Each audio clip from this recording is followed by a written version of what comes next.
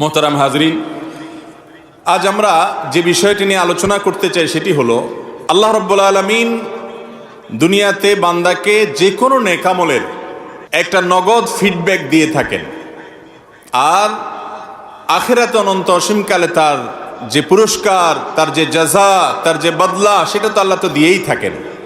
ওয়াদা গোটা কোরআন জুড়ে আল্লাহ তাআলা সেটাই করেছেন। আর যদি কোনো পাপের কাজ, অপরাধের কাজ, হারাম কাজ কোনো মানুষ করে, তাহলে সেই পাপের কাজের শাস্তিও আল্লাহ তাআলা আখিরাতে দেন।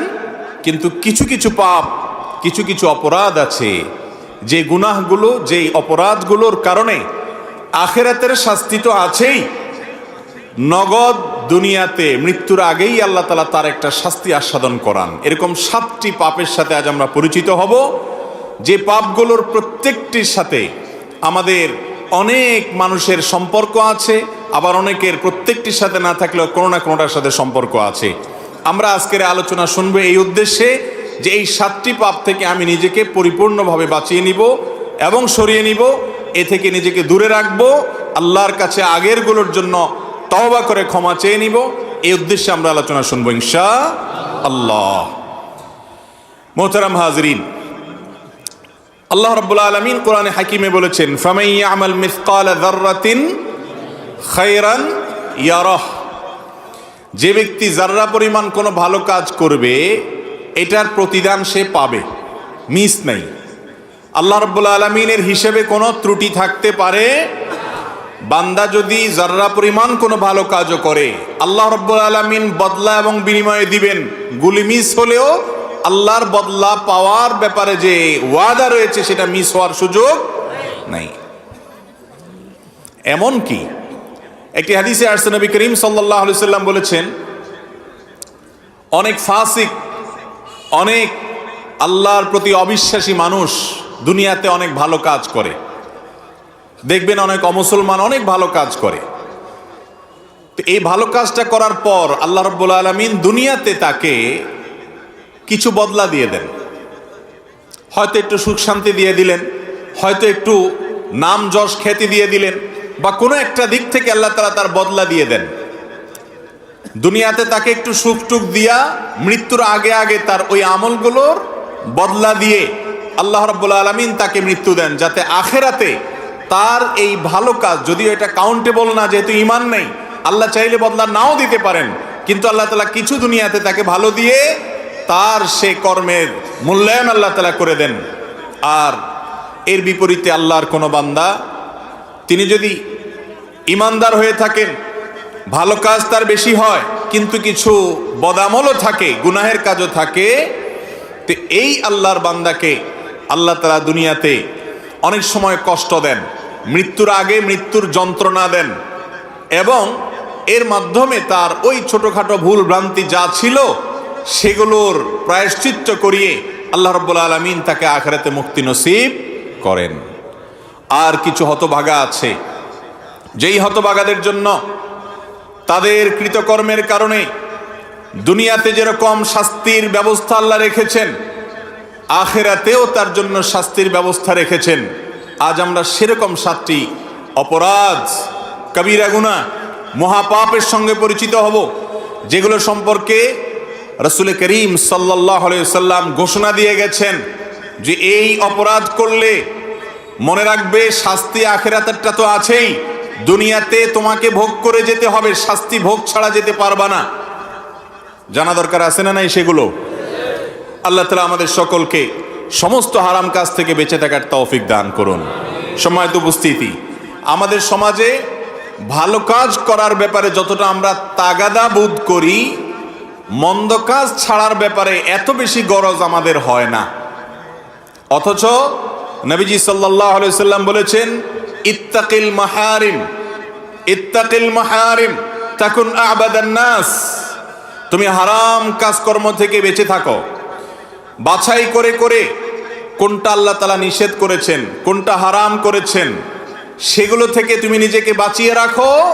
তুমি হবা সমাজের সবচেয়ে বড় ইবাদত গুজার, সবচেয়ে বড় আবেদ। আর আমাদের সমাজে সাধারণত বড় আবেদ কাকে বলি আমরা? বলেন, যে লোক মসজিদে অনেক সময় বসে থাকে, তাই না? অনেক তাসবিহ তাহলিল করেন, অনেক নামাজ কালাম পড়েন, নফল সালাতের ইহতিমাম করেন, নফল সিয়াম রোজার ইহতিমাম করেন, দান সাদকা করেন, ওয়াজ শুনেন, কোরআন তেলাওয়াত শুনেন, এবং ইতিবাচক কাজ যেগুলো, করণীয় কাজ যেগুলো, সেগুলো যত বেশি করে আমরা মনে করি লোকটা তত বড় আবেদ। সন্দেহ নেই এগুলো ইবাদত, মৌলিক ইবাদত, সে বড় আবেদ। কিন্তু একজন মানুষের সবচেয়ে বড় আবেদ হওয়াটা তার শুধুমাত্র এই করণীয় কাজগুলো করার উপরে নির্ভর করে না, বরং কোনো কোনো ক্ষেত্রে করণীয় কাজের চাইতে বর্জনীয় কাজগুলো থেকে বেঁচে থাকাটা অনেক বেশি গুরুত্বপূর্ণ হয়। এই জন্য আমাদের যে কালিমাতুশ শাহাদা, কালিমাতুত তাওহীদ, এটা শুরু দেখেন নেতিবাচক দিয়া, আশহাদু আল লা ইলাহা, লা আগে, কোনো উপাস্য নাই ইবাদতের উপযুক্ত, কোনো উপাস্য নাই। উপাস্য অনেক আছে করে মানুষ, কিন্তু তারা আসলে রিয়েল ইলাহ না। এই না বলে এরপরে ইল্লাল্লাহ, তবে কে আছেন? শুধু আল্লাহ রাব্বুল আলামিন। এই জন্য মুহাদ্দিসিন ইকরাম বলেন যে আগে হলো তাখলিয়া, তারপরে হলো তাহলিয়া। আগে হলো গায়রুল্লাহ থেকে নিজেকে মুক্ত ঘোষণা করা, তাগুতের প্রতি অস্বীকৃতির ঘোষণা দেওয়া, এরপরে হলো ইলাহুল আলামিনের প্রতি ঈমান আনা। তাহলে শুধুমাত্র নামাজ রোজা পড়লে চলবে নাকি হারাম থেকেও বাঁচতে হবে? বাঁচতে হবে। আর সেই হারাম কাজগুলো যেগুলোর কারণে দুনিয়াতে নগদ শাস্তি হবে, তোর মধ্যে থেকে সর্বপ্রথম যে হারাম কাজের কথা বলতে চাই সেটা হলো মা বাবার অবাধ্যতা, নাফরমানি। উকুকুল ওয়ালিদাইন হাদিসের ভাষায়, কোরআনের ভাষায়। আর এই সম্পর্কে মুস্তাদরাকে হাকিমের একটি হাদিসে নবী করিম সাল্লাল্লাহু আলাইহি সাল্লাম বর্ণনা করেছেন, যে হাদিসটি বর্ণনাকারী সাহাবী আনাস ইবনে মালিক, তিনি বলেন নবী করিম সাল্লাল্লাহু আলাইহি সাল্লাম বলেছেন, ওয়া বাবানি মুআজ্জালানি উকুবাতুহুমা ফিদ দুনিয়া আল বাগয়ু ওয়াল উকুক। মানুষ যত পাপ করে, অপরাধ করে, যত অন্যায় এবং অনাচার করে, এর মধ্যে একটা পাপ এমন আছে যেই পাপের কারণে আল্লাহ তাআলা দুনিয়াতে নগদ শাস্তি দেন, আর সেটা হলো উকুকুল ওয়ালিদাইন, বা মা বাবার নাফরমানি। মা বাবার কি করা ভাই? নাফরমানি করা। নাফরমানি মানে কি? মা বাবার অবাধ্য হওয়া। তারা যদি কোনো কাজের নির্দেশ করেন, সে নির্দেশকে আপনি আমলে নিলেন না, তোয়াক্কা করলেন না, মানলেন না, মা বাবার আদেশকে লঙ্ঘন করলেন, পাত্তা দিলেন না, কথা শুনলেন না, এবং তাদের প্রতি অবিচার হয়, জুলুম হয়, অথবা তাদেরকে ধমক দিয়ে কোনো কথা বললেন, এরকম কোনো কাজ যদি করেন, সেটা হলো মা বাবার কি করা ভাই? নাফরমানি করা। মা বাবা এমন একটা বিষয়, ইমানদারের জন্য সবচেয়ে কঠিন পরীক্ষাগুলোর মধ্যে থেকে একটা পরীক্ষার জায়গা। বিশেষ করে যখন বয়স বেশি হবে ওনাদের, এমন এমন অযৌক্তিক কথা বলবেন যে সেটা কোনোভাবেই আপনি মানতে পারবেন না। অযৌক্তিক, বেশরিয়তি কথা না, দুইটা দুই জিনিস। বেশরিয়তি কথা বললে, মা বাবা বললেও সেটা শোনা যাবে। লা তাআতা লি মাখলুকিন ফি মাসিয়াতিল খালিক। আল্লাহর কথা যদি লঙ্ঘন হয়, তাহলে কারোর কথা মানা যাবে না, সেটা উস্তাদ হোক আর মা বাপ হোক, বা যেই হোক, দলের নেতা হোক আর যেই হোক। আল্লাহর নির্দেশকে লঙ্ঘন করে পৃথিবীতে কারোর নির্দেশ মানা যাবে না। কিন্তু মা বাবা অনেক সময় এমন কিছু কথা বলেন যে কথাগুলো আল্লাহর আদেশ নিষেধের ব্যাপার না, কিন্তু দুনিয়াবী দৃষ্টিকোণ থেকে অযৌক্তিক। যেমন কথার কথা বললেন যে বাবা তুমি এখন এই কাজটা করো, আপনি দেখছেন যে এই কাজটা এখন করার দরকার নেই, একেবারে অপ্রয়োজনীয়, কিন্তু উনি বাচ্চার মতো সেটাই চাচ্ছে বারবার। তখন আমরা বেশিরভাগ ক্ষেত্রে কি করি? একেবারে আপাদমস্তক নামাজি মানুষটাও, লম্বা দাড়িওয়ালা মানুষটাও, মুহাদ্দিস মুফাসসির মাওলানা সাহেব, ইমাম সাহেব, খতিব সাহেব, বেশিরভাগ ক্ষেত্রেই এই টাইমগুলোতে নিজেকে আমরা ঠিক রাখতে পারি না। মা বাবাকে আমি পরীক্ষার বস্তু এজন্য বলেছি, আল্লাহ রাব্বুল আলামিন তাদেরকে দিয়ে নির্দেশ করেছেন যে তারা যা বলবে তা মানতে হবে। আল্লাহর আদেশের খেলাফ যতক্ষণ না হবে ততক্ষণ পর্যন্ত তোমাকে মানতে হবে। তাদের আদেশ মানা তোমার জন্য ওয়াজিব, আবশ্যক, না মানলে গুনাহ হবে।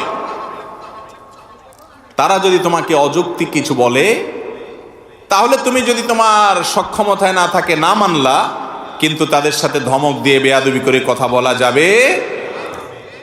আল্লাহর ভাষা খেয়াল করেন, ইম্মা ইয়াবলুগান্না ইনদাকাল কিবারা আহাদুহুমা আও কিলাহুমা, তোমার মা বাবার উভয়ে দুইজনই হয় বয়স বেশি হয়ে গেছে অথবা যে কোনো একজনের বয়স বেশি হয়ে গেছে। দেখেন, ফালা তাকুল লাহুমা উফফিন ওয়ালা তানহারহুমা, মা বাপকে ধমক দিয়ে কথা বলো না, উফ এটা বলো না, তাদের সামনে বিরক্তি প্রকাশ করো না যখন তাদের বার্ধক্য আসবে। আল্লাহ এই কথা কেন বললেন? বার্ধক্য আসার পর তাদের সাথে এই বেয়াদবি করো না, তার মানে জোয়ান বয়সে বাপের সাথে বেয়াদবি করলেও অসুবিধা নাই। কি বলেন, মাফহুম মুখালাফ থেকে কি এটা বোঝা যায়? আল্লাহ বলছেন তোমার মা বাবা দুইজনেই অথবা দুইজনের কোনো একজন যখন বুড়ো হয়ে যাবে, বয়স বেশি হয়ে যাবে, তখন তাদের সাথে উপ বলিও না, ধমক দিয়ে বলিও না। তার মানে তো এটাই দাঁড়ায় যে জোয়ান বয়সে থাকলে তাহলে করা যাবে, কারণ আল্লাহ তো বলছে বার্ধক্য হলে করিও না। কি বলেন, জোয়ান বয়সে মা বাবার সাথে বেয়াদবি করা যাবে? আসলে এটা হলো কয়েদে ইহতেরাজি বলতে পারেন, কয়েদে ইত্তেফাকি বলতে পারেন। অর্থাৎ আল্লাহ রাব্বুল আলামিন মূলত বুঝাতে চাইছেন যে মা বাবার সাথে বেয়াদবি তো মানুষ বুড়াকালেই করে। মা বাপ যখন বয়স বেশি হয় তখনই তো কথাবার্তা ছেলের সাথে মেয়েদের সাথে অ্যাডজাস্ট হয় না। নতুন জেনারেশনের মানুষ, নিউ জেনারেশন, তারা অনেক আপডেটেড, অনেক কিছু বুঝে, 2 ইঞ্চি 2 লাইন বেশি বুঝে। বাপ বেচারা আগের যুগের মানুষ, চিন্তা সব পুরাতন, এই জন্য সব বলে যা ছেলের মাথায় ধরে না। বলে কি মুরব্বী, আব্বা বলে কি, আম্মা বলে কি, মাথায় ধরে না। তো এই টাইমটাতে সাধারণত মা বাবার সাথে বেয়াদবিটা বেশি হয়। জোয়ান বয়সের সাথে বেয়াদবি করলে থাপ্পড় খাবে, কারণ বাপের তখন শক্তি আছে, মার শক্তি আছে, কানটা মলে বাইর করে দিবে। ঠিক না ঠিক? এই জন্য ওইটার কথা বলার দরকার হয় নাই। ওই টাইমে তো বেয়াদবি করার সাহসী পোলাপান পাবে না, কারণ কানটা মলে বাসার থেকে বাইর করে দিবে বেশি পণ্ডিতি করলে। বেয়াদবিটা সাধারণত কখন হয় ভাই? বৃদ্ধকালে। এবং সেটা কিরকম হয়? একই কথা বারবার বলবে, 2 বার 4 বার 6 বার। আরে বাবা বলছেন তো, কয়বার বলবেন এক কথা? হয় কি হয় না বলেন? আহা, আমাদের বিরক্ত লাগে, তাই না? আর আমরাই যখন ছোট ছিলাম, এই মা বাপ আমাদের এক কথা যখন 5 বার 10 বারও বলছি, ওইটাকে তারা মজার ছলে নিছেন, এনজয় করছেন। ঠিক না ঠিক? কিন্তু আমি বৃদ্ধ হওয়ার পর, তিনি বৃদ্ধ হওয়ার পর আমার কাছে তার কথা বিরক্ত লাগতেছে। এই জন্য বললাম এটা পরীক্ষার বড় একটা জায়গা, অনেক বড় একটা জায়গা। অনেক ভালো ভালো মানুষ আমি জানি যারা ব্যক্তিগতভাবে অনেক আমলদার, তাহাজ্জুদ গুজার, অনেক ইবাদত গুজার, পরহেজগার, কিন্তু এই জায়গায় সে ফেল করে ফেলে, পাশ করতে পারে না। আমার মা বাপ হলেন আমার রব আহকামুল হাকিমিনের পরে। যদি রাসূল সাল্লাল্লাহু আলাইহি সাল্লাম বেঁচে থাকতেন, তিনি থাকতেন আমার সবচেয়ে শ্রদ্ধার জায়গা। এখন ওয়াফাতের পরেও তাকে শ্রদ্ধা করতে হবে বান্দাদের মধ্যে সবচেয়ে বেশি। আর তারপরে আমার শ্রদ্ধা, ভালোবাসা, ভক্তি, মহাব্বত, আমার আনুগত্য, আমার সকল কিছুর সবচেয়ে বড় ভাগ পাওয়ার হক হলো আমার মা বাবা। সারা দুনিয়া একদিকে, মা বাবা আরেকদিকে। নবী করিম সাল্লাল্লাহু আলাইহি সাল্লাম অল্প কথা বলে দিয়েছেন, রিদার রাব্বি ফি রিদাল ওয়ালিদাইন ওয়া সাখাতুর রাব্বি ফি সাখাতিল ওয়ালিদাইন। তোমার উপরে তোমার মালিক সন্তুষ্ট আছে কিনা এটা বোঝার জন্য তুমি একটু তোমার মার মুখের দিকে তাকাও, বাপের মুখের দিকে তাকাও। তারা তোমাকে দেখে অন্তরের ভেতর থেকে হেসে দেয় কিনা, আনন্দের হাসি, তৃপ্তির হাসি, পরিতৃপ্তির হাসি তাদের আসে কিনা মুখে। যদি আসে তাহলে এটা সাইনবোর্ড, ইন্ডিকেট যে তোমার মালিক তোমার উপরে খুশি। আর যদি মা বাবার মুখের দিকে তাকায় দেখো না তারা বিরক্ত অথবা হাসছে কিন্তু সে হাসি নির্মল নয়, তাহলে তুমি সাবধান হও, তোমার মালিক তোমার উপর অসন্তুষ্ট আছেন। তারাই তোমার জান্নাতে যাওয়ার দরজা। সন্তুষ্ট করতে পারবা যাবা, সন্তুষ্ট করতে পারবা যাবা না, পারবা না তো যাবা না। এত কঠিন একটা ব্যাপার, কঠিন একটা ব্যাপার। মোহতারাম হাজরিন, একটা গল্প আপনারা অনেকেই পড়েছেন, শুনেছেন, যে একবার এক মা বাবা তার সন্তানকে বৃদ্ধ বয়সে শয্যাশায়ী হঠাৎ করে ডেকে বলছেন যে বাবা, আমার একটু মনে চাচ্ছে আমাদের বাড়ির পাশে ওই পাহাড়ের চূড়ায় একটু উঠতে। বলে আপনি এখন ওখানে উঠে কি করবেন আব্বা? বলে আমার মনে চাচ্ছে একটু নিয়ে যাও আমাকে। তো নিয়ে গেছে। নেওয়ার পর পাহাড়ের চূড়ায় উঠানোর পর সন্তান বললেন যে বাবা ঠিক আছে, আপনার একটা মনের চাওয়া, বৃদ্ধ বয়সে হয়তো পাহাড়ের চূড়ায় উঠে একটু দেখতে মনে চাইছে আশপাশটা, ভালো, আমি করলাম। খুশি তো আপনি? বাবা খুশি। এক কাজ করো, কিছু আপেল নিয়ে আসো। আপেল। বলে কি করবে? বলে নিয়ে আসো, আমি একটু দেখবো, খাবো, আতাবো, ভালো লাগতেছে। নিয়ে আসছে। আনার পরে মুরব্বী উপর থেকে একটা আপেল এদিকে মারে বলে বাবা নিয়ে আসো, পড়ে গেছে। তো ছেলে যায় নিয়ে আসে। আবার যখন একই কাজ করছে আরেক দিকে, ছেলে কি ব্যাপার, একটু আগে উনি একটা ফেললেন, আবার আরেকটা ফেললেন, কয়বার পাহাড়ে উঠানামা করা যায়? এবার 2-3 বার যখন এরকম হয়ে গেছে, এবার ছেলের মেজাজ গরম হয়ে গেছে, আর কতক্ষণ ঠিক থাকে। এবার বলে আব্বা, আপনি কি আমার সাথে তামাশা শুরু করছেন? আমি বুঝলাম না। আপনি একবার এক এক দিকে আপেল মারেন আর আমারে বলেন নিয়ে আসতে, এটার মানেটা কি? আমি কি এত বেকার এবং এত এই অহেতুক কাজের মানেটা কি আপনি বলেন দেখি। সাধারণত আমরা যেরকম করি আর কি, মা বাবার সাথে এরকম করি উঠছি। তখন তার সে বাবা বা মা তিনি বললেন যে বাবা রে, আমার আসলে কোনো পাগলামি করার ইচ্ছা জাগে নেই, আমি তোকে একটু চেক করলাম যে ছোটবেলায় এই পাহাড়ের উপরে ওঠার পর তুই বল নিয়ে আসতি এবং সারাক্ষণ ফেলতি, ইচ্ছাকৃত ফেলতি, আর তোর বল কুড়ায় আনতে আমার কোনো কষ্ট হইতো না, অনেক হাসির চোটে হাসি মুখে নিয়ে আসতাম, তোর সাথে মজা করতাম বরং বল নিয়ে এসে। 2 বার 10 বার না, কতবার যে তুই ফেলছস, কখনো আমার বিরক্ত লাগে নাই। কিন্তু এখন 2-3 বার আমি ফেললাম একটু দেখার জন্য কি হাল, দেখলাম না, তোর অনেক বেশি বিরক্ত লাগছে বাবা। তো সন্তান হিসেবে বাবাকে যখন তুমি কষ্ট দাও, তখন বাবা হিসাবে, মা হিসাবে সেটাকে এনজয় করে, পেশাব করে দেন এই ঠান্ডা শীতের মধ্যে, বাপ নামাজ পড়তে যাবে কোলে নিচে আদর করে দিলেন শ্বশুরে ছেড়ে, বেচারা হাসি মুখে দিছে, দেহা দিছে গরম করে, খুশির চোটে, আনন্দের চোটে আপনার সেটাকে এনজয়ের ভাবে নিয়েছে, কোনো রাগ চেতাচেতি নাই। আর যদি বৃদ্ধ হওয়ার পরে বাপ মা এই কাজটা করে, তখন কি অবস্থা হয়? আমরা একটু মেলানোর সুযোগ পাচ্ছি কি পাচ্ছি না? হাজরিন, আল্লাহ রাব্বুল আলামিনের তরফ থেকে এটা এমন বড় একটা পরীক্ষার বিষয়। তারা অযৌক্তিক বিষয় বলবে, মানতে পারবেন না, চুপ থাকবেন, বেয়াদবি করতে পারবেন না, বলবে তোর সব কামাই রোজগার ছোট ভাইরে দিয়ে দে। এই সমস্যাটা একটু বেশি আমাদের সমাজে, তাই না? ওই বোনের দিকে বেশি টানে তো টানেই টানে, আর বাকিটা কিছু দেখে না, বয়স হয়ে গেছে, সেন্স নাই, মাথায় কাজ করে না।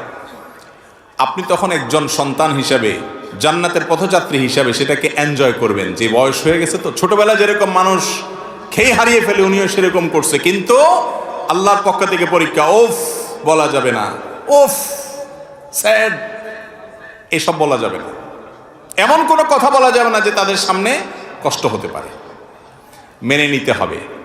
বলে তাহলে কি অযৌক্তিক কাজ করতে হবে? না, অযৌক্তিক কাজ করতে শরীয়ত আপনাকে বাধ্য করে না। তিনি বললেন যে সব কামাই করে তোমার এই ভাইকে দিয়ে দাও, শরীয়ত আপনাকে বলে না সব কামাই করে দিয়ে দিতে।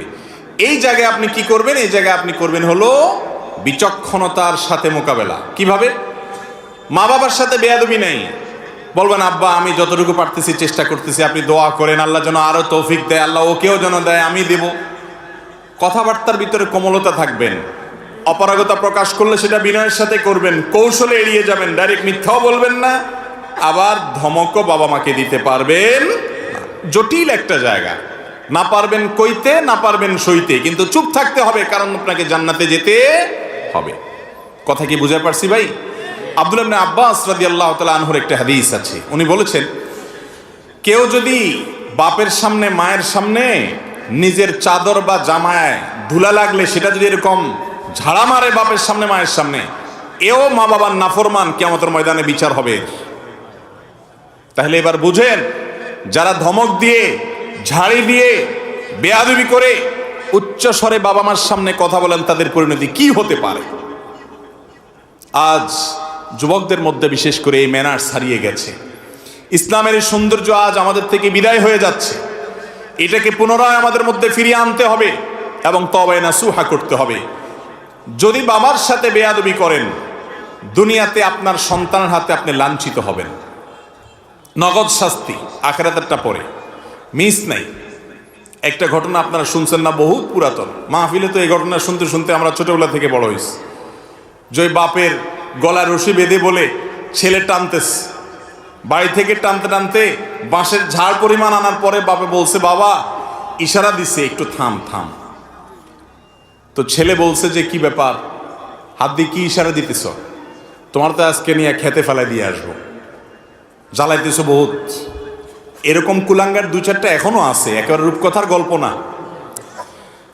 তখন বাপ বলে ছেলেকে বলছে, বাবা আর টানিস না, এই জন্য বললাম কার তোর দাদারে আমি এই পর্যন্তই আনছিলাম, এখন আমার পরিণতি আমি সেটা ভোগ করতেছি, যতটুক নিবি তুইও ভোগ করবি বাপ, মিস হবে না।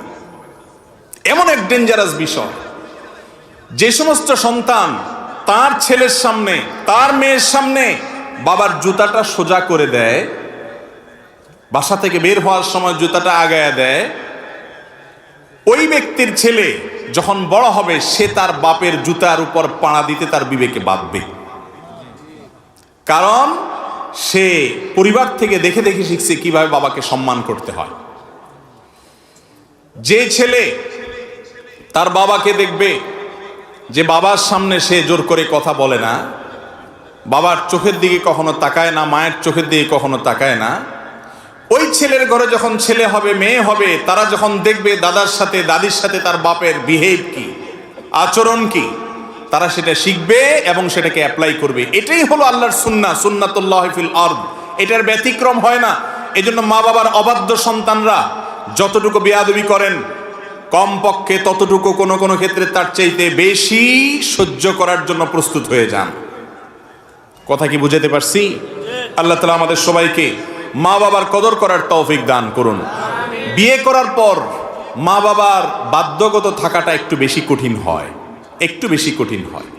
কারণ এই টাইমে দেখা যায় আমাদের সামাজিক যে ব্যবস্থাপনা আছে, যৌথ পরিবার সিস্টেম আছে, এটার কারণে আরো নানা কারণে বোঝাপড়ার ভেজাল হয়। বাপ মা একদিকে, বউ আরেক দিকে টানে, বউ খুশি করতে গেলে বাপ মা নারাজ, বাপ মা খুশি করতে গেলে বউ নারাজ। এরকম হয় কি হয় না? এই অবস্থায় আমি সবসময় বলি, পাটা আর পুতার ঘষাঘষিতে মরিচের অবস্থা যেরকম খারাপ হয়, ছেলেমেয়েরা এইরকম টাইমে এসে অত্যন্ত চালাক মানুষের মতো দুই দিককার প্রেশার নিতে হয় এবং সাবধান থাকতে হয়। বউর যাতে হক নষ্ট না হয়, এই জন্য বউকে যা দরকার বুঝানো, স্যাক্রিফাইস সব করতে হবে। কিন্তু বউর ঝাড়ির চোটে আবার মা বাবার দিকে এসে ছুটা যাবে না।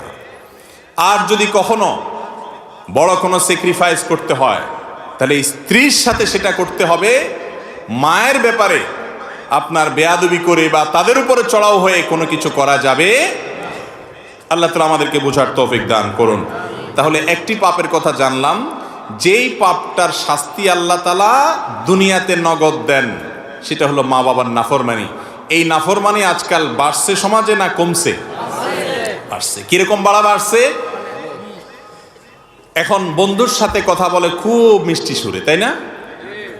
মনে করেন আড্ডা মারতেছেন দোস্তের সাথে, ফোন করলো বাপে মায়ে, কই আসুস বাবা, অনেক রাত হয়ে গেছে চলে আয়। ফোনটা ধরেই দিলেন একটা ঝাড়ি, এত ক্যান ক্যান করো, এতবার ফোন দিছো, হয়েছে তো, বুঝলাম তো, এবার রাখো। মোবাইলটা রেখে এবার দোস্তে, হ্যাঁ বল কি অবস্থা, মিষ্টি সুরে। আছে না নাই? এটাকে বলে কুলাঙ্গার সন্তান। এটারে কি বলে ভাই? কুলাঙ্গার সন্তান। ভাই রে, এই সন্তানের জন্যই জাহান্নাম। এরাই কপাল পোড়া। এই কপাল পোড়া সন্তান হওয়ার জায়গা থেকে বেরিয়ে আসতে হবে, নিজের সঙ্গে চ্যালেঞ্জ করতে হবে, সংগ্রাম করতে হবে, মা বাবার অনুগত সন্তান হতে হবে। রাজা মহারাজাদের কাছে প্রজারা যেরকম থাকে, প্রজাদের কাছে রাজা মহারাজারা যেরকম থাকে, আপনার কাছে আপনার বাপ মা সেরকম থাকবে। তারা অশিক্ষিত, তারা বুঝে না, তারা উল্টাপাল্টা বলে, তাদের বয়স হয়ে গেছে, কোনো সেন্স নাই, এরপরও আপনার বাপ আপনার মা দুনিয়াতে তাদের মাধ্যমে এসেছেন, তাদের সাথে বেয়াদবি কখনো করা যাবে। এমনকি তারা যদি আপনার হক নষ্ট করে, ভালো করে শুনে রাখেন, বাপ আপনার হক নষ্ট করেছে, ভরণ পোষণ দেয় নেই, মা হক নষ্ট করেছে, আপনার খোঁজ খবর রাখে নাই, আপনার প্রতি জুলুম করছে, আরেক সন্তানের দিকে টানছে, তাদের পাপের কারণে অবশ্যই তাদেরও বিচার হবে। মা বাপ যে একেবারে আমাদের প্রতি জুলুম করলে আল্লাহর কাছে পার পাবে তা না, তার বিচার আল্লাহ করবে, কিন্তু সন্তান হিসাবে আপনি তার কোনো বিচার করতে পারবেন না। এত জটিল একটা বিষয়। অতএব আমরা আজকের এই মজলিস থেকে তওবা করে যাই যে বাবা মার সাথে কখনো আমরা বেয়াদবি করব। যদি আগে কোনো বেয়াদবি হয়ে থাকে এখনো সময় আছে, এখনো সময় আছে। পায়ে পড়ে যান, চোখের পানি ফেলে দেন। আমি আমার ব্যক্তিগত অভিজ্ঞতার কথা মাঝে মধ্যে শেয়ার করি বোঝার সুবিধার জন্য। সন্তান হিসেবে আমাদের দেশের যে আর্থসামাজিক অবস্থা, যৌথ ফ্যামিলি ব্যবস্থাপনা এবং নানা রকম সীমাবদ্ধতা, আমরা নিজেদেরকে পরিপূর্ণ বাবা মার অনুগত করে রাখা কঠিন হয়। অনেক সময় পারিপার্শ্বিকতার কারণে, সুশিক্ষার অভাবে, এক একজনের এক এক সমস্যার কারণে বাবা মার সাথে উচ্চবাচ্য হয়ে যায়, জোরে কথা বলে ফেলি, হয় কি হয় না? এরকম যদি কখনো হয়, আমি ব্যক্তিগতভাবে যে এক্সারসাইজটা করি, আমি মনে করি যে সমস্ত মুত্তাকি পরহেজগার মানুষদের এটা করা উচিত এবং সবাই করেন নিশ্চয়ই, আরও ভালোভাবে হয়তো করেন। সেটা হলো দেরি না করে সাথে সাথে বাবা মার সাথে সেটাকে মিটমাট করে ফেলা, এমনভাবে মাপ চাওয়া, চোখের পানি ফেলা, এমনভাবে পায়ে পড়ে যাওয়া, এমনভাবে তাদের কাছে ক্ষমা চাওয়া যে মাপ না দিয়ে তারা পারবে না, বরং উল্টা আরো সন্তুষ্ট হয়ে যাবে যে আমার সন্তান তার ভুল বুঝতে পেরেছে। মা বাবার কাছে ছোট হলে মানুষ ছোট হয়? এখানে যত ছোট হবেন ওই আরশে আজিমের মালিকের কাছে তত বড় হবেন ইনশাআল্লাহ। কখনো ঢাকা থেকে ফোনে বেয়াদবি করে ফেলেছেন, শেষ, সব কাজকাম বন্ধ, চলে আসেন দেশে, গ্রামে, পাগলের মতো হয়ে ছুটে পড়েন পায়ে এবং চোখের পানি ফেলতে থাকেন। আপনি আস্তে আস্তে যদি মওত হয়ে যায় বাপের বা মার, তো শেষ, ক্ষমা চাওয়ার সুযোগ আপনার শেষ হয়ে গেল। হ্যাঁ, এরপরেও আপনি আল্লাহকে সন্তুষ্ট করে মা বাবার কাছ থেকে কিয়ামতে মাপ পেতে পারেন, সম্ভাবনা ক্ষীণ, বা কোনো কোনো ক্ষেত্রে সম্ভাবনা বেশি থাকতেও পারে, কিন্তু রিস্কে পড়ে গেলেন। আর তারা জীবদ্দশায় যদি মাপ চেয়ে নিতে পারেন তাহলে শেষ হয়ে গেল। মা বাবার কাছে মাপ চাইব তো ইনশাআল্লাহ। যে সন্তান মা বাবার কাছে মাপ চাইতে তার লজ্জা হয়, এ কখনো সুসন্তান নয়, কুসন্তান। এ কখনো জান্নাতের পথযাত্রী হতে পারে না, এ কখনো ফরমাবরদার আল্লাহর বান্দা হতে পারে না।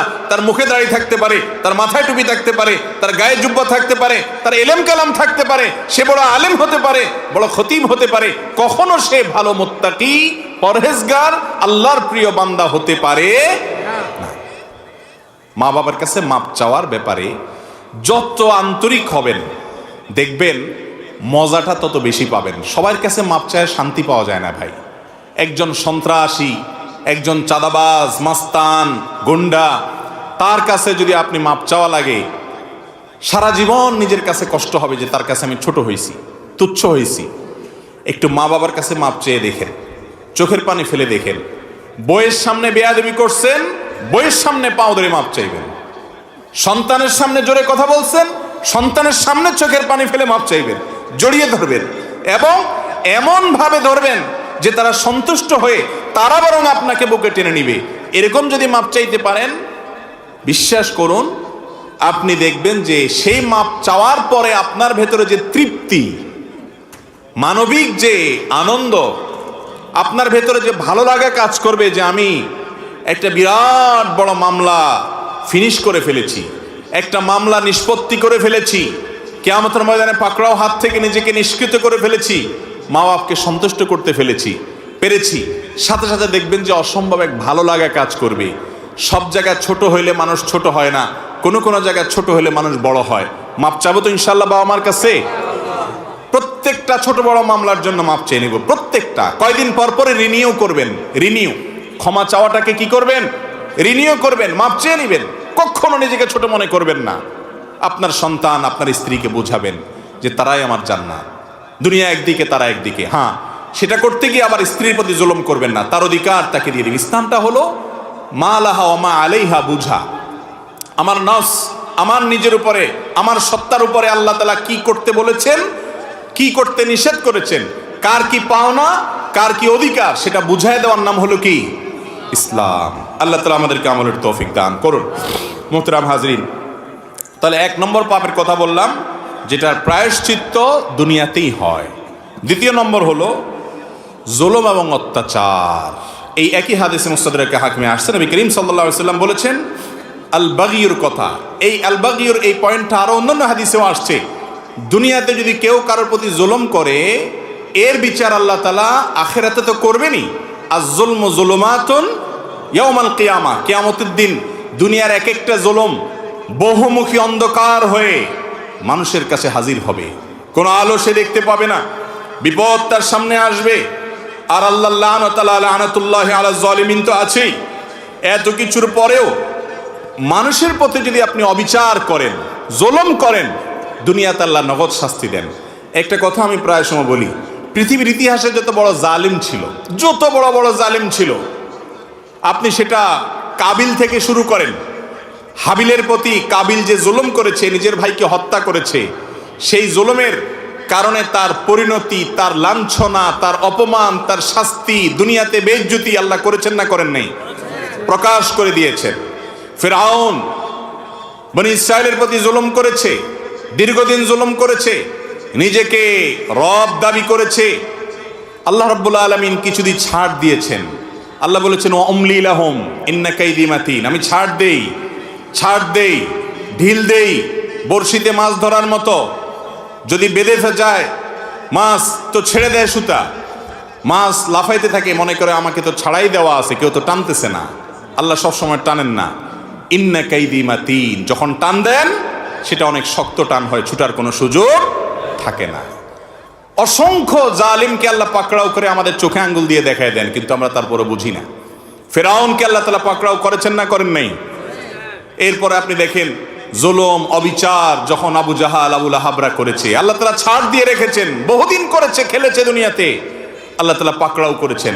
কাউকে একটু পরে ধরেন, কাউকে একটু আগে দেন। ইমানদারদের ইমানের পরীক্ষা করেন, কিন্তু চূড়ান্ত পরিণতিতে জালেম জুলুম করে হাসতে হাসতে দুনিয়া থেকে চলে যাবে, কোনো বিচার হবে না।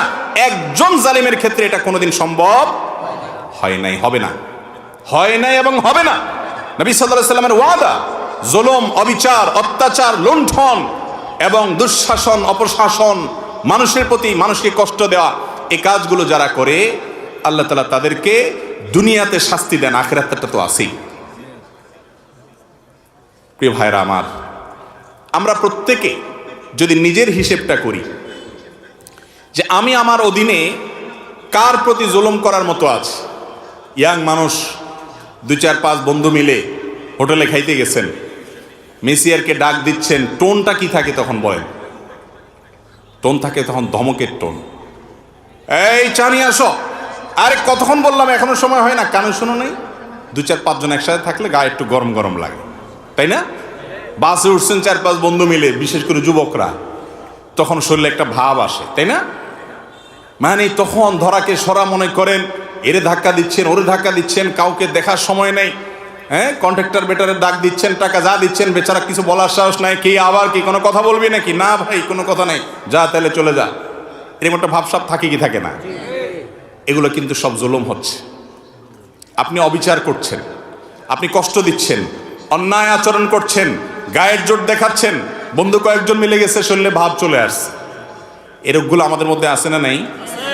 এই একই যুবক যখন একা একা চা দোকানে যায়, তখন কিন্তু বিড়ালের মতো বলে, মামা 1 কাপ চা দেন, ঠিক না বে ঠিক? ওই যুবকই যখন একা একা বাসে ওঠে, তখন আস্তে করে ভাঁটা ঠিকঠাক মতো দিয়া ভদ্রলোকের ছেলের মতো দাঁড়ায় থাকে, ঠিক না? যখন 5-6 দোস্ত সাথে থাকে, তখন শরীরে ভাব চলে আসে।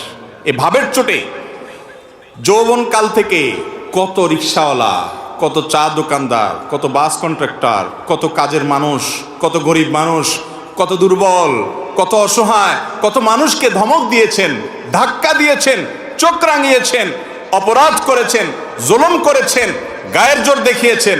সবগুলো হিস্ট্রি যদি একত্র করা হয়, তো দেখবেন আমল নামার ভিতরে হাজার হাজার জুলুম ভরে আছে, ঠিক না বে ঠিক? জটিল একটা বিষয়, জটিল একটা বিষয়। ভাইরে, ইমানদারকে আল্লাহ রাব্বুল আলামিন বান্দার হকের ব্যাপারে অনেক সাবধান হতে বলেছেন, অনেক সাবধান, অনেক সাবধান। আপনি আল্লাহর 10টা হুকুমের নাফরমানি করেছেন, মাপ চেয়ে ক্ষমা পাবেন আশা করা যায়।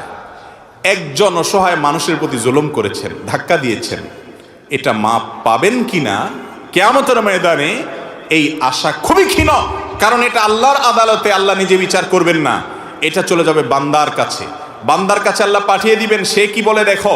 আর সেদিন এমন একটা ব্যাপার হবে, একজন সাধারণ রিক্সাওয়ালাকে অযথা একটা ধাক্কা দিছেন, 5টা টাকা গায়ের জোরে কম দিছেন তর্কাতর্কি করার কারণে, ধমক দিয়ে একটা মানুষকে অবিচার করেছেন। সেদিন কিন্তু ওই রিক্সাওয়ালাকে যদি বলেন মামু বুঝি নাই, তখন অহংকারের চোটে করে ফেলছি, আজকে মাফ করে দাও, পাও ধরলেও কিন্তু মামু সেদিন মাফ করবে না। কারণ সেদিন সবার ইয়া নাফসি ইয়া নাফসি, শুধু আমল দরকার। একটা সওয়াব পেলে একটা কদম আগায় গেল, জাহান্নাম থেকে সরে গেল। ইয়াউমা ইয়াফিরুল মারউ মিন আখিহি ওয়া উম্মিহি ওয়া আবিহি, সেদিন বাপ থেকে, ভাই থেকে, স্ত্রী থেকে, একে অন্য থেকে পলায়ন করবে, সবাই ইয়া নাফসি করবে, কেউ কাউকে ছাড়বে না। এই জন্য জুলুমের সমস্ত মামলা দুনিয়াতে সেটাকে ভ্যানিশ করে, ফিনিশ করে, নিষ্পত্তি করে তারপরে যেতে হবে ইনশাআল্লাহ। কারোর প্রতি জুলুম করবো না তো ইনশাআল্লাহ। যদি কখনো হয়ে যায়, মাপ চাওয়া শিখতে হবে। ইমানদারের একটা বড় গুণ হলো মাপ চাওয়া। বারবার মাপ চাইতে হবে, রিপিটেডলি মাপ চাইতে হবে। রাস্তায় একজন লোকের সাথে বেয়াদবি করে ফেলেছেন, দোকানদার সাথে বেয়াদবি করেছেন, পরে আপনার ইমানি চেতনা জাগ্রত হয়েছে, কাজটা তো ভালো করি নাই, আমি তো মানুষটার প্রতি অবিচার করেছি। একা একা যান, যা মাপ চাই আসেন। বন্ধুদের সামনে যদি তার সাথে বেয়াদবি করেন, বন্ধুদের সামনে মাপ চাইবেন এবং নিজেকে ছোট করবেন, নিচের দিকে তাকিয়ে থাকবেন। একজন সাহাবী আরেক সাহাবীকে একটা কথা বলে ফেলেছেন, রাসূল আকরাম সাল্লাল্লাহু আলাইহি সাল্লাম শুনে কষ্ট পেয়েছেন এবং শাসন করেছেন যে তুমি এই কথা কেন বললে, তার কষ্ট হয় এরকম কথা, বুঝে উঠতে পারেন নাই, তিনি বলে ফেলেছেন। সাথে সাথে তার ভাইয়ের কাছে তিনি মাপ চেয়েছেন। এমন মাপ চাওয়া যে মাপ না দিয়ে উপায় নেই, এ হলো মুসলমান। তাহলে কারোর প্রতি জুলুম করবো না তো ইনশাআল্লাহ। বিশেষ করে আল্লাহ তাআলা যাকে যতটুকু পাওয়ার দিছে, আমাদের সমাজে আমরা দেখি যার যতটুকু পাওয়ার আছে সে সেখানে তার পাওয়ারটা খাটায়, পাওয়ার খাটাইয়া সে অন্যায় করে, অবিচার করে, জুলুম করে।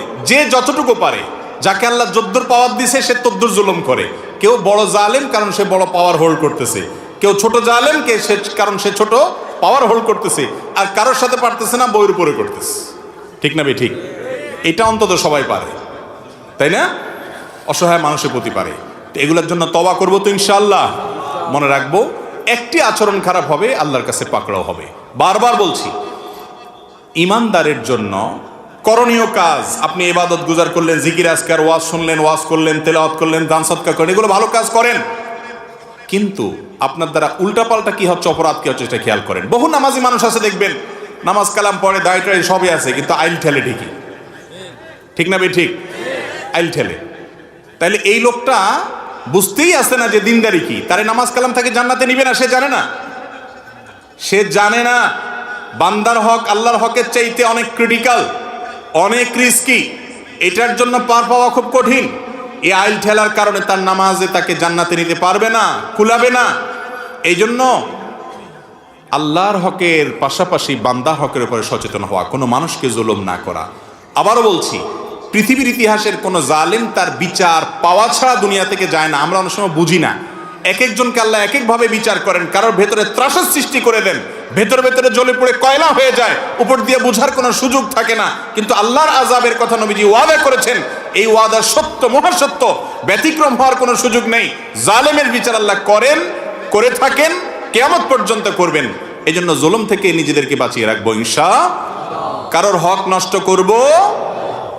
অনেক মানুষ আছে নামাজি কালামি সব ঠিক আছে, একবার টাকা ধার নিতে পারলে আর দেওয়ার কোনো খবর নেই, আছে না নাই? আর কোনোভাবে কেউ কাউকে চান্স পাইলেই হলো, ধাক্কা কিভাবে দেব, কিভাবে তাকে একটু ল্যাং মারবো, এই চিন্তা থাকে। কিন্তু আবার নামাজ কালামও পড়ে, কারণ হলো সে জানে না এই পাপ কত জঘন্য। আল্লাহ তাআলা আমাদেরকে বেঁচে থাকার তৌফিক দান করুন। নাম্বার 3, কোনো মুসলমানের ইজ্জত নষ্ট করা, এটা খুব ভয়াবহ একটা ব্যাপার। নবী করিম সাল্লাল্লাহু আলাইহি সাল্লাম বলেছেন, যদি কোনো মানুষ কোনো একটা মানুষকে এমন কোনো জায়গায় অপমান করে, যে জায়গায় লোকটা আসলে কোনো বিপদে আছে, ওই জায়গায় আপনি তাকে অপমান করলেন, চান্সে আপনি তার উপরে আরও চড়াও হলেন, আল্লাহ রাব্বুল আলামিন আখিরাতের শাস্তি তো আছে, দিবেনই, দুনিয়াতে এটা জমা করে রাখবেন। এবং আপনি এমন কোনো জায়গা, যে জায়গায় আপনার প্রেস্টিজ ইস্যু হয়ে দাঁড়াবে, আপনি চাবেন যে সেখানে আপনাকে কেউ হেল্প করুক, কিন্তু সেই জায়গায় আল্লাহ তাআলা অন্য কাউকে দিয়ে আপনাকে অপমান করাবেন, রেহাই নেই। কোনো মানুষকে যদি তুচ্ছ করেন, অপমান করেন, তার শাস্তি আল্লাহ তাআলা দুনিয়াতে নগদ দিবেন।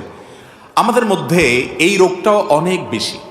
কিছু কিছু অপরাধ আছে ভাই, যে অপরাধগুলো আমরা আঁচ করি না, বুঝি না, অনুমান করি না। একজন জেনা করছে, বুঝি খারাপ কাজ করছে, মদ খাইছে, বুঝি খারাপ কাজ করছে, খুন করছে, বুঝি, জানি যেটা খারাপ কাজ করছে। কিন্তু একটা মানুষকে আপনি কথায় কথায় হাসির ছলেই অপমান করে দিলেন, বেইজ্জত করে দিলেন, ছোট করে দিলেন, তার হক নষ্ট করে দিলেন, হাসতে হাসতে করে ফেলছেন, টেরও পান নাই।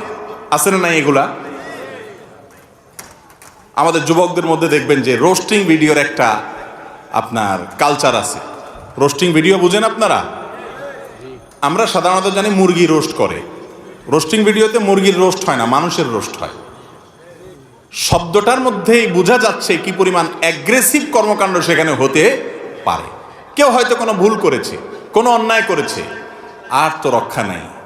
ফেসবুক আছে হাতে, ইউটিউব আছে হাতে, সবার হাতে হাতে মিডিয়া।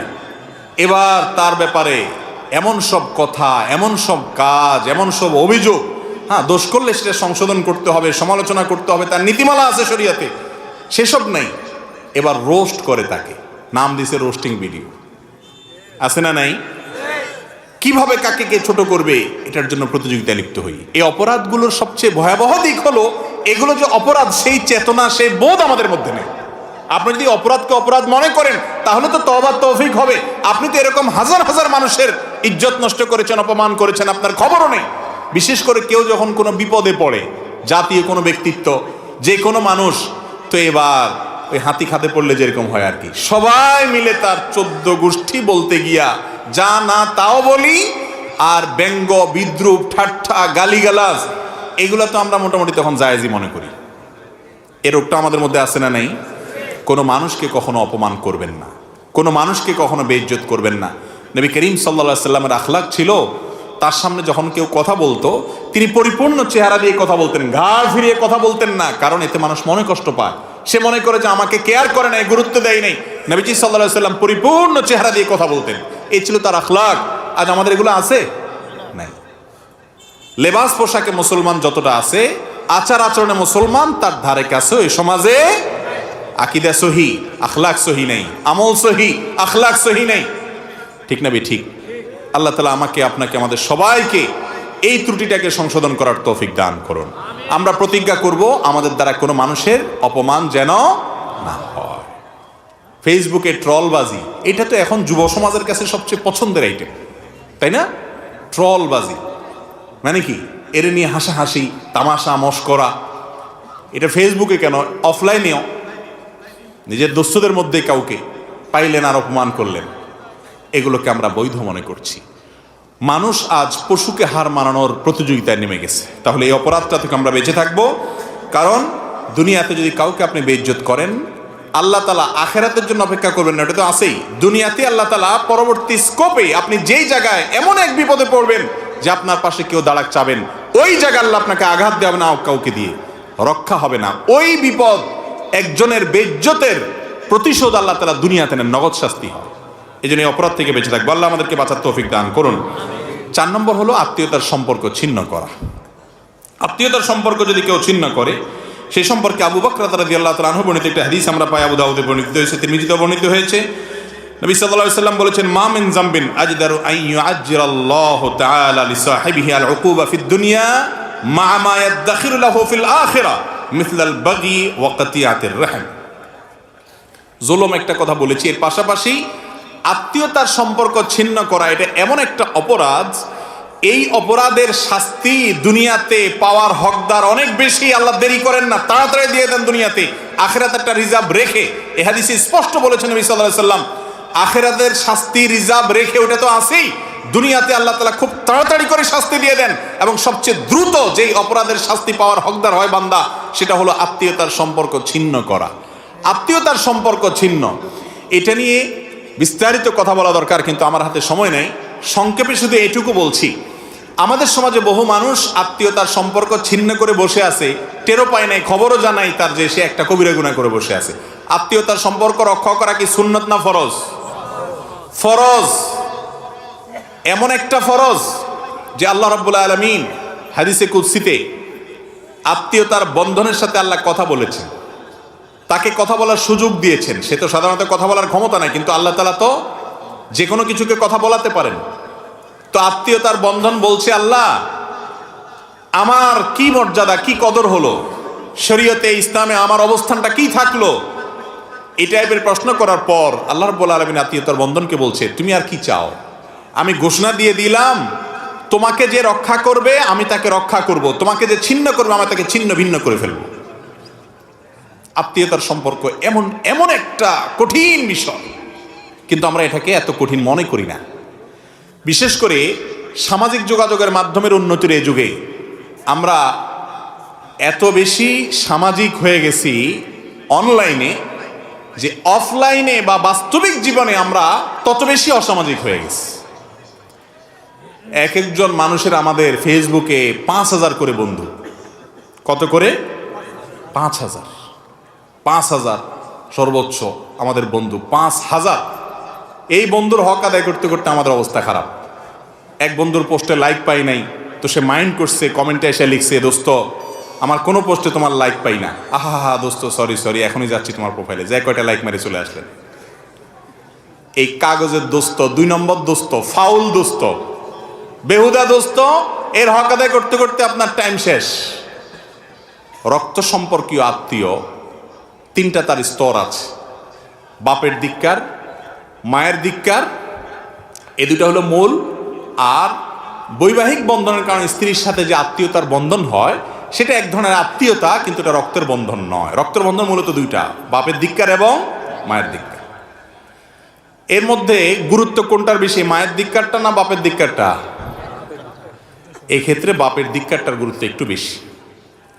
বাপের দিককারটার গুরুত্ব বেশি মানে হলো আপনার কাছে আপনার চাচা, আপনার ফুফু, আপনার দাদা দাদি, আপনার ভাই বোন, এরা হলো আপনার আত্মীয়ের তালিকায় সবচেয়ে শীর্ষস্থানীয় আত্মীয়, যাদের সাথে সুসম্পর্ক বজায় রাখা আপনার জন্য সুন্নত না ফরজ? ফরজ। লা ইয়াদখুলুল জান্নাতা কাতি'। নবীজি সাল্লাল্লাহু আলাইহি সাল্লাম বলেছেন আত্মীয়তার সম্পর্ক যে ছিন্ন করে, আত্মীয়ের সাথে সম্পর্ক নষ্ট করে ফেলে, এই ব্যক্তি জান্নাতে যাবে না। কিছু লোকের জন্য জান্নাতে নো এন্ট্রি ঘোষণা আছে, তার ভিতরে এক কপাল পড়া হলো এই লোক, যে লোক আত্মীয়তার সম্পর্ক ছিন্ন করে। আর এটা একটু বেশি কঠিন। দেখেন বেশিরভাগ ক্ষেত্রে চাচার সাথে ভেজাল হয়, ঠিক না ঠিক? চাচাতো ভাই বোনের সাথে ঝগড়া ঝাঁটি গন্ডগোল ফাসাদ একটু বেশি গুরুত্বের হয়। এরপরে মায়ের দিককার, তাদের গুরুত্ব আছে। কিন্তু বেশিরভাগ পরিবারে দেখবেন খালাতো ভাই বোনের সাথে দোস্তি মহব্বত, মামাতো ভাই বোনের সাথে যা একটু দোস্তি মহব্বত টুকটাক থাকে, চাচাতো ভাই বোন আর ফুফাতো ভাই বোনের সাথে সেরকম থাকে, অথচ গুরুত্ব এগুলোর একটু বেশি ছিল, তাই না? কেন?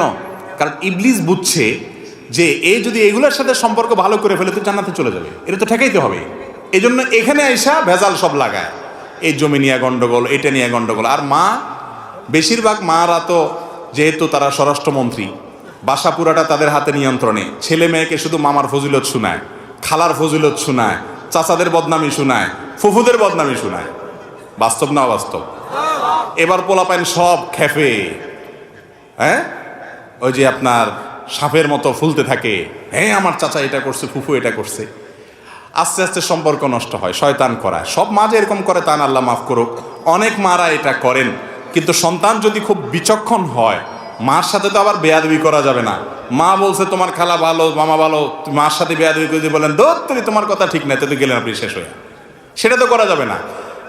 হাসতে হাসতে নিজের মন থেকে বুঝতে হবে যে কোনটা সঠিক কোনটা বেঠিক। হ্যাঁ, অবশ্যই মামাতো ভাই বোন, ফুফাতো ভাই, খালাতো ভাই বোনের সাথে সম্পর্ক বজায় রাখতে হবে, তারাও রক্ত সম্পর্কে আত্মীয়, তাদের দিকটা খেয়াল রাখতে হবে। কিন্তু তাদের চাইতে ফুফাতো ভাই বোন, চাচাতো ভাই বোন হক কম না।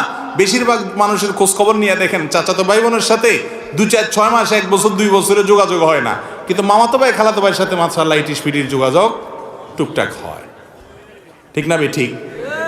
মামার জন্য যে মহব্বত, চাচার জন্য সে মহব্বত, খালার জন্য যত মহব্বত হয়, ফুফুর জন্য তত মহব্বত। অথচ শরীয়তের গুরুত্ব, প্রায়োরিটি যদি বুঝি, তাহলে এগুলোকে কোনোভাবে ছোট করার সুযোগ, অবশ্যই মামা খালার সাথে সম্পর্ক বজায় রাখেন, কিন্তু এদেরকে ছোট করতে পারেন। ফুফুদের তো অবস্থা সবচেয়ে কাহিল। দাদার সম্পত্তি সব ভোগ করে কোনো কিছু না দিয়া কি হুজুর কি মজুর এ কি হাম্মামে সারে নাঙ্গে এই জায়গায় এসে সব এক ফুফুর হকটক মাইরা দিয়া খোঁজ খবরও নেয় না। বেশিরভাগ ফুফুরা দেখবেন বাতিজা বাতিজিদের জন্য অস্থির, কিন্তু তাদের সময় নেই, একেবারে সময় নেই। ঠিক না বে ঠিক? আত্মীয়তার সম্পর্ক রক্ষা করতে হবে। চাচাতো ভাই বোনের সাথে গন্ডগোল হয়েছে জমি জমা নিয়ে, হতে পারে। চাচার সাথে হয়েছে, উনি জুলুম করছেন, হতে পারে। কিন্তু আপনি সম্পর্ক ছিন্ন করতে পারেন না, সম্পর্ক ছিন্ন করার সুযোগ নাই। আপনি আপনার হকের জন্য অবশ্যই চেষ্টা করবেন, বিচার প্রার্থনা করবেন, করতে পারেন। কিন্তু অ্যাজ এ আত্মীয় তার সাথে সুসম্পর্ক বজায় রাখা, তার সাথে ভালো আচরণ করা, তার ভালো চাওয়ার চেষ্টা করবেন। বলে সে আমার ক্ষতি চাইলে আমি তার কীভাবে ভালো চাইবো? এই সম্পর্কে একটা হাদিস শুনেন। নবী করিম সাল্লাল্লাহু আলাইহি সাল্লাম বলেছেন, এক ব্যক্তি এসে বলতেছে, ইয়া রাসূলুল্লাহ, আপনি বলেন আত্মীয়তার সম্পর্কের ব্যাপারে এত গুরুত্ব দিয়া বলেন যে আল্লাহ তাআলা এটা ছিন্ন করলে আল্লাহ তাকে ছিন্ন করে ফেলবেন, এত ডেঞ্জারাস বিষয়, আত্মীয়ের সাথে সম্পর্ক রাখতেই হবে, অন্তত ফোনে খোঁজ খবর নেওয়া, আজকাল যেগুলো আমরা করতে পারি সেগুলো তো আমরা করবই। তো নবী সাল্লাল্লাহু আলাইহি সাল্লাম ওই সাহাবীকে বলেছেন, আমার আত্মীয় আমি ভালো করতে চাইলেও সে আমার দিকে খারাপ আচরণ করে। আমি চাই মিশতে, সে চায় দূরে সরতে। আমি চাই ভালো করতে, সে সেটাকে খারাপ ভাবে নেয়। আমি কি করবো ইয়া রাসূলুল্লাহ? তখন নবী করিম সাল্লাল্লাহু আলাইহি সাল্লাম বলেছেন, লাইসাল ওয়াসিলু বিল মুকাফি, তোমার আত্মীয় তোমার ছেলের জন্য একটা গিফট আনছে, তুমিও একটা গিফট দিলা, এটা আত্মীয়তার সম্পর্ক রক্ষা করা হলো না। এটা হলো আপনার বিনিময় পাইয়া তুমি তার সাথে ভালো আচরণ করলে। এটা তো অন্য সবার সাথে করবা, যে কেউ তোমাকে হাল জাযাউল ইহসান বিল ইহসান, কেউ ভালো করলে তুমিও ভালো করবা। আত্মীয়র জন্য এটা না। তাহলে কোনটা? আত্মীয়র জন্য হলো সে যদি ভালো নাও করে তুমি ভালো করবা, সে যদি খারাপ করে তারপরে তুমি ভালো করার চেষ্টা করবা। হ্যাঁ, তুমি তার সাথে মিশতে গেলে সে তোমার ক্ষতি করে বিপদের মধ্যে ফেলে, তাহলে তুমি আত্মরক্ষার জন্য দূরে থাকতে পারো। কিন্তু তোমার মনের ভিতরে আবেগ থাকতে হবে, সে আমার রক্ত সম্পর্কীয় আত্মীয়, ব্লাডের আত্মীয়, তার সাথে আমি কিভাবে সুসম্পর্ক রাখতে পারি, তার ভালো আমি চাই, আল্লাহ তাকে হেদায়েত দেখ, ভালো করুক, তার কল্যাণ আমি চাইবো, অগোচরে উপকার করার চেষ্টা করবো। এর নাম হলো মুসলমান। কথা কি বুঝাতে পারছি? কিন্তু আজকাল আমাদের সমাজে আত্মীয়তার বন্ধন রক্ষা করার ব্যাপারে কোনো গুরুত্ব, ওই 30 মাইল দূর থেকে দোস্তকে এনে দাওয়াত করে খাওয়ান, কিন্তু পাশে বাসার চাচা জেঠা চাচাতো ভাই বোন তাদেরকে দাওয়াত দিয়ে খাওয়ানোর কপাল হয় না। খুব ভয়াবহ একটা বিষয়। জরুরি ফরজগুলোকে শয়তান এমন ভাবে আমাদের সামনে ভুলে রাখছে, খবরও নেই, সেন্সও নেই। তাহলে আত্মীয়তার সম্পর্ক রক্ষা যদি না করে, কেউ ছিন্ন করে, কোনো একটা কারণে আপনি কথা বললেন না, ফুফুর সাথে একটা কথা কাটাকাটি হয়েছে, কোনো কিছু নিয়ে ভুল বোঝাবুঝি হয়েছে, চাচার সাথে হয়েছে, বাস কথা বন্ধ করে দিলেন, জায়েজ নাই। 3 দিন রাগ করতে পারেন। আল্লাহ তাআলা বান্দার এই ন্যাচারাল কষ্টকে স্বীকার করেন, অর্থাৎ এই কষ্টকে আল্লাহ রাব্বুল আলামিন অ্যালাউ করেন। ঠিক আছে, তুমি কষ্ট পাইছো, 3 দিন চুপ থাকো। কিন্তু লা ইয়াহিল্লু লিমুসলিমিন আন ইয়াহজুরা আখাহু ফাওকা 3 লায়াল, 3 দিনের বেশি আপনি রাগ করে থাকবেন, যোগাযোগ রাখবেন না, এই সুযোগ নেই। মিশতে আপনাকে হবেই। সে মিশতেছে না, আপনি যাই মিশবেন, সালাম দিবেন, তার ভালো করার চেষ্টা করবেন। সে ভুল বুঝতেছে, বুঝুক, যতক্ষণ পর্যন্ত আপনি ক্ষতিগ্রস্ত না হন আপনার চেষ্টা অব্যাহত রাখতে হবে। একটু কঠিন, একটু জটিল, একটু তিতা ওষুধ, কিন্তু খাইতে হবে, কারণ আমাকে জান্নাতে যেতে হবে। চেষ্টা করবো তো ইনশাআল্লাহ। আল্লাহ তাআলা আমাদেরকে তৌফিক দান করুন। 5 নম্বর হলো ভাই, লোক দেখানো আমল। লোক দেখানো আমল বা রিয়া।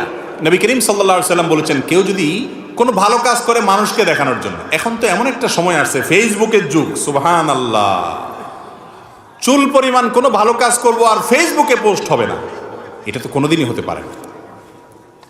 মক্কা শরীফ গেলাম আমি, আর একটা ছবি দেব না ফেসবুকে, কেমন হয়? চাইতেই হবে, ঠিক না? একটা কলা দিলাম 5 জন মিলে একটা গরিব মানুষকে, ছবি তুলতে হবে 2-4-10টা, ঠিক না ভাই? ঠিক। এই যুগে আমলকে শুধু আল্লাহকে দেখানোর জন্য করা, এটা কঠিন হয়ে গেছে ভাইরা আমার। এটা ঠিক, লৌকিকতা মানুষকে দেখানোর মাধ্যমে একটা তৃপ্তি পাওয়া যায়, মজা পাওয়া যায়, যে সবাই আমাকে ভাবা দিল, লাইক দিল, কমেন্ট করলো ফেসবুকে, নিজের কাছে একটু ভালো লাগলো, বুঝলাম, এটা পাওয়া যায়। কিন্তু হাল্লাকা সিররুন ইনদাল্লাহ, আপনি একটু কিছু গোপন আমল করে দেখেন। একটা আমল করেন, কাউকে বলবেন না, পৃথিবীতে কাউকে না, নিজের স্ত্রীকে না, বন্ধু বান্ধবকে না, মা বাপকে না, কাউকে না, একদম গোপনে একটা আমল করেন, কাউকে কিছু দেন, এবং এরপরে আপনি শুধুমাত্র একা একা এটা নিজের ভিতরে রাখেন। জীবনে কখনো গল্প দিতে যাবেন না কাউকে যে কিছু করছেন, একটা মানুষ উপকার করছেন, দান করছেন, একটা নফল আমল করছেন, 2 রাকাত নামাজ পড়েন, এমনভাবে ডানে বামে কেউ নাই, কেউ দেখছে না, একটু এই টাইমে আল্লাহর কাছে খুব ধীরে ধীরে 2 রাকাত নামাজ পড়েন, এই নিয়তে যে শুধু আল্লাহকে দেখাচ্ছি আর কাউকে দেখাচ্ছি না। এরকম যদি 2 রাকাত নামাজ পড়তে পারেন, 10 টাকা দান করতে পারেন, একটা মানুষ উপকার করেন, কাউকে দেখালেন না, কেউকে জানতেও দিলেন না, আল্লাহর কসম করে বলছি যে তৃপ্তিটা আপনার মনের ভিতরে হবে, হাজার হাজার লক্ষ লক্ষ লাইক কমেন্ট পাইয়া সেই তৃপ্তি কখনো পাবেন না। লক্ষ লক্ষ লাইক কমেন্টে যে তৃপ্তিটা পাবেন, সেই তৃপ্তিটার মধ্যে এক ধরনের নোংরামও থাকে, এক ধরনের দেখবেন যে অস্বস্তি থাকে, এক ধরনের মানে কোনো একটা দিক থেকে একটা অপূর্ণতা থাকে। সেটা পরিচ্ছন্ন, নির্মল, পবিত্র আনন্দ না। কিন্তু আপনি নিজের ভেতরে এক ধরনের আপনার সেই আমলটাকে লুকোনের মানসিকতা রাখবেন। আল্লাহর সাথে আপনার কথা হবে যে আল্লাহ তোমাকে দেখানোর জন্য করছি, আর কেউ দেখছে না, কেউ জানছে না। এই যে নিরালা, এই যে আল্লাহর সাথে একান্তে আপনার সাথে আলাপচারিতা, এটার যে ফিলিংস হবে আপনার অন্তরে, সেটা আল্লাহর কসম সবচেয়ে পবিত্র আনন্দ হবে। করে দেখেন, করে দেখেন, মাঝে মধ্যে দেখবেন কি ভালো লাগে কাজ করে। আজ এমন একটা সময় আসছে, সব কিছুতে লৌকিকতা, মিডিয়ার কল্যাণে ভালো যেরকম হচ্ছে, আমাদের আমলগুলো বরবাদও হচ্ছে সেরকম। শিরকে আসগার, মানুষকে দেখানোর জন্য কিছু করলে। এই জন্য আপনারা জানেন 3 ব্যক্তিকে দিয়ে জাহান্নাম উদ্বোধন করা হবে। তার ভিতরে 3 ব্যক্তি হলো রিয়াকার। জাহান্নাম শুরুই হবে এদেরকে দিয়ে, এদের আগে কেউ জাহান্নামে যাবে না। কারি তেলাওয়াত করে, সবাই বাহবা দেয়, আল্লাহ আকবার বলে, মাশাআল্লাহ বলে। আল্লাহ বলবেন অনেক সুন্দর সুর দিছিলাম, কেরাত ভালো পারতা, কি করছো? বলবে আল্লাহ তোমার কালাম তেলাওয়াত করে আসছে। আল্লাহ বলবেন বুঝছেন, বাহবা পাওয়ার জন্য করছো, লাইক কমেন্ট বাহবার সব পাইছো, জাহান্নামে যাও। আলেম সাহেব কি করে আসছো? হ্যাঁ আল্লাহ এই যে এত ওয়াজ নসিহত করছে, এত কিছু করছে। আল্লাহ বলবেন কি জন্য করছো আমি জানি, যে জন্য করছো সেটা হয়ে গেছে, জাহান্নামে যাও খালি হাত। মুজাহিদ জিহাদ করে আসছো, কি করে আসছো? আল্লাহ জীবন দিয়ে দিছি আপনার জন্য, জীবন আমার জন্য দাও নাই, বীর বাহাদুর এটা সেটা পাবা, সেজন্য সেগুলো পেয়ে গেছো, জাহান্নামে যাও। এই হাদিস থেকে বোঝা যায় কোনো আমলকে মানুষের সামনে দেখানোর মানসিকতা, এটা এমন একটা ভয়াবহ বিষয় যে এটা আখিরাতের শাস্তি অনেক ডেঞ্জারাস। কিন্তু আজকে আমরা বলতেছি দুনিয়াতেও শাস্তি হবে। যে হাদিসটা আমি বললাম, সে হাদিসে তিরমিজি এবং আবু দাউদে বর্ণিত, সে হাদিসে মুসনাদ আহমদে বর্ণিত, সে হাদিসে আব্দুল্লাহ ইবনে আমর রাদিয়াল্লাহু তাআলা বর্ণনা করেছেন, ওমর রাদিয়াল্লাহু তাআলা বর্ণনা করেছেন যে এই ব্যক্তি, যে ব্যক্তি মানুষকে দেখানোর জন্য দান করে, মানুষের কাছে বাহবা পাওয়ার জন্য কিছু করে, শুধু আল্লাহকে দেখানোর উদ্দেশ্য না থাকে, রিয়াদার মধ্যে থাকে, এই ব্যক্তিকে আল্লাহ তুচ্ছ করে ফেলেন, ছোট করে ফেলেন দুনিয়াতে। এটা নগদ শাস্তি। এমনভাবে অপমান করেন, এমনভাবে আল্লাহ তাআলা তাকে তং করে দেন, ছোট করে দেন, তার জীবনটা সংকীর্ণ হয়ে যায়, ছোট হয়ে যায়, অপমানিত থাকে, তুচ্ছ থাকে। এই হাদিস যখন বলছিলেন, আব্দুল্লাহ ইবনে ওমর রাদিয়াল্লাহু তাআলা আনহুর 2 চোখ বেয়ে তখন পানি আসছে। ভয়, কত ভয়াবহ বিষয় যে আল্লাহ রাব্বুল আলামিনকে নিবেদন করবো ইবাদত, কিন্তু মানুষকে দেখানোর মানসিকতা যদি থাকে, 10,000 20,000 50,000 টাকা দিলাম আর হুজুরের কাছে চিরকুট দিয়ে দিলাম, হুজুর বললো অমুক সাহেব এটা দিছে, বলেন মারহাবা, সবাই চিৎকার করে বলা মারহাবা। এই কালচার তো এখন ওয়াজ মাহফিলের সবচেয়ে অবিচ্ছেদ্য অংশ হয়ে গেছে, ঠিক না? ঠিক। সেই মানুষ খুব কম যে মানুষটা দান করে বলে হুজুর কারোর কাছে বলার দরকার নাই, আমি যার কাছে বলতে চাচ্ছি সে আল্লাহ জানেন, আলিমুম বিযাতিস সুদূর। এ মানুষ পাওয়া যায় না। আমরা চেষ্টা করবো তো ইনশাআল্লাহ। প্রকাশ্যে দান করা ভালো যদি সেটা অন্যকে উৎসাহে দেওয়ার উদ্দেশ্যে হয়। আর যদি আমার একটা ভাবসাব আসবে, ডানে বামে তাকাবো, সবাই আমার মুখের দিকে তাকাবে, বাবারে অমুকে এটা দিছে, তো শেষ, সওয়াব তো পাইলেন না, বরং উল্টা শিরকে আসগরের গুনাহ করে আপনি জাহান্নামে যাবেন। নবী সাল্লাল্লাহু আলাইহি সাল্লাম বলেছেন, দাজ্জালের ফিতনা এমন ফিতনা, কিয়ামত পর্যন্ত, পৃথিবীর শুরু থেকে নিয়ে কিয়ামত পর্যন্ত যত নবী রাসূল আসছেন সবাই তার উম্মতকে দাজ্জালের ব্যাপারে সতর্ক করে গেছেন। কিন্তু দাজ্জালের ফিতনার চাইতে ভয়ের ফিতনা হলো উম্মতের মধ্যে শিরকে আসগরের ফিতনা। মানুষকে দেখানোর যে এই পাপ, এটা এরকম ভয়াবহ আকারে ছড়িয়ে যাবে, আজকে এটা ছড়িয়ে গেছে। এটার শাস্তি দুনিয়াতে হয়ে থাকে। আল্লাহ তাআলা আমাদেরকে ইখলাসের সাথে সব কাজ করার তৌফিক দান করুন। এবং 6 নম্বরের যে পাপ, যেটার কারণে দুনিয়াতে নগদ শাস্তি হবে, তা হলো আল্লাহর নিয়ামতের নাশুকরি করা। কেউ দুনিয়াতে কোনো নিয়ামতের নাশুকরি করলে আল্লাহ তাআলা দুনিয়াতে নগদ সেই নাশুকরির শাস্তি দেন, আখিরাতেরটা তো আছেই। আল্লাহ রাব্বুল আলামিনের সেই শাস্তি সম্পর্কে সূরা নাহলের 128 নম্বর আয়াতে তিনি নিজে বলেছেন, ওয়াদারাবাল্লাহু মাসালান কারিয়াতান কানাত আমানাতান মুতমাইন্নাতান ইয়াতিহা রিজকুহা রাগাদান মিন কুল্লি মাকান ফাকাফফারাত বিআনআমিল্লাহ ফাযাকাহা আল্লাহু লিবাসাল জু'i ওয়াল খাউফ বিমা কানু ইয়াসনাউন। আল্লাহ রাব্বুল আলামিন এক সময় কিছু মানুষ আল্লাহর নিয়ামত পাওয়ার পর যখন অস্বীকার করেছে, নাশুকরি করেছে, আল্লাহর নিয়ামতের নিমকহারামি করেছে, আল্লাহ তাআলা তাদেরকে দারিদ্র এবং অভাব দিয়ে দুনিয়াতে নগদ শাস্তি দিয়েছেন, আখিরাতেরটা তো আছেই। এই জন্য কখনো আল্লাহর নিয়ামত পাওয়ার পরে আমরা কি করব না? নাশুকরি করব না। যাই আল্লাহ দিয়েছেন সেটাকে শুকর আদায় করবো। লাইন শাকারতুম লাযীদান্নাকুম, আল্লাহ বাড়াই দিবেন নিয়ামত শুকর আদায় করলে। আর যদি ওয়ালাইন কাফারতুম, কুফরি করলে নিয়ামত ছিনিয়ে নেবেন আর কঠিন শাস্তিও আছে। 7 এবং সর্বশেষ যেটা বলবো তা হলো মিথ্যা এবং বিশ্বাসঘাতকতা। এখানে দুইটা পয়েন্ট একটা ভিতরে বলে ফেললাম, মিথ্যা এবং বিশ্বাসঘাতকতা।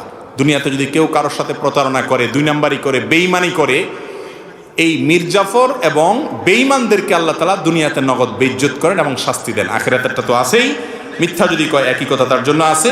তাবরানীতে এই সম্পর্কে হাদিস বর্ণিত হয়েছে, নবী করিম সাল্লাল্লাহু আলাইহি ওয়াসাল্লাম বলেছেন, মা মিন যামবিন আজদারু আন ইউআজ্জিলাল্লাহু লিসাহিবি আল উকুবা ফিদ দুনিয়া মা মা ইয়াদখিরুহু লাহু ফিল আখিরাহ। আখিরাতের শাস্তি তো আছেই, এর পাশাপাশি যেই অপরাধের কারণে দুনিয়াতে নগদ শাস্তির হকদার হয় সেই পাপিষ্ঠ লোক হলো কাতিআতুর রাহিম, একটু আগে যেটা বললাম আত্মীয়তার বন্ধন ছিন্ন করা, এবং ওয়াল খিয়ানাত ওয়াল কিযব, বেঈমানি করা, নিমক হারামি করা এবং মিথ্যা কথা বলা।